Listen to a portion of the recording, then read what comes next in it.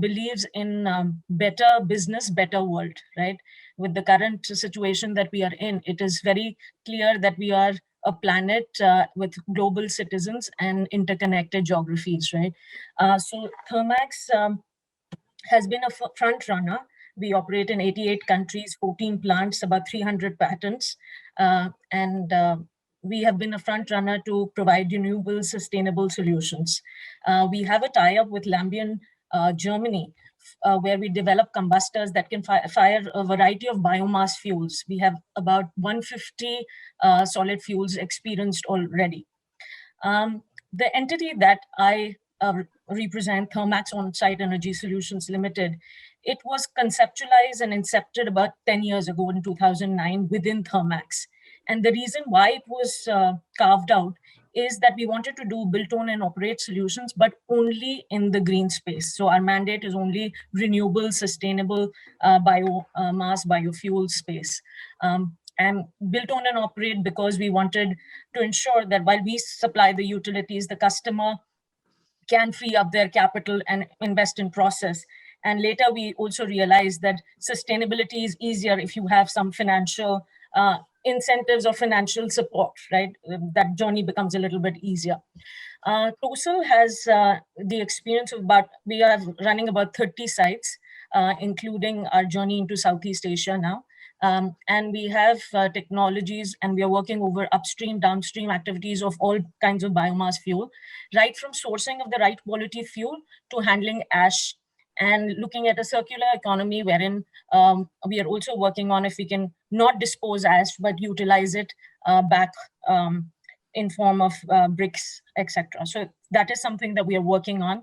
The second new solution that we are working on is the biogas solution, the bio-CNG solution, wherein we are setting up a 5 TPD plant for bio-CNG, which involves rice stubble that used to get burned and pollutes the environment.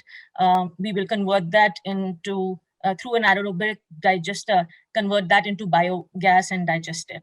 So these are a couple of technologies that we are working on, other than innovative technologies like hydrogen fuel cells, green hydrogen that are in the works.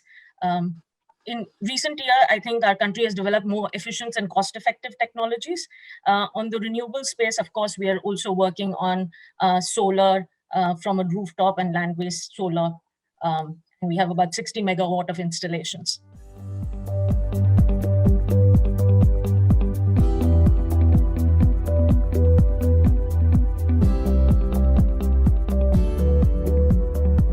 We are seeing a higher acceptance and demand of biomass-based fuels, right? From FMCG to companies like in the pharma sector, where some of these utilities like steam, power, water are very critical to the process. But we have witnessed a shift in perception as well as acceptance of these fuels. Now, although the energy mix is evolving, the progress, I would still say, is a long way to go. It is still slow in my mind, right? If we just look at India, right, the IEA had recently launched their report. So we still see power and the industry to be the biggest carbon emitters in the country, right? By 2030, I think India will be the third largest energy consumer in the world, right? So I think we would need to fast track this energy shift.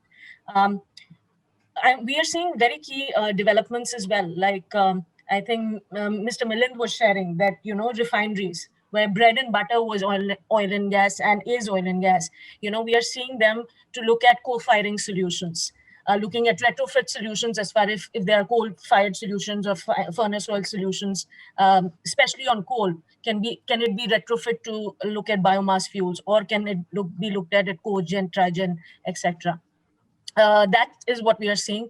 We are seeing a lot of work. Third being transportation.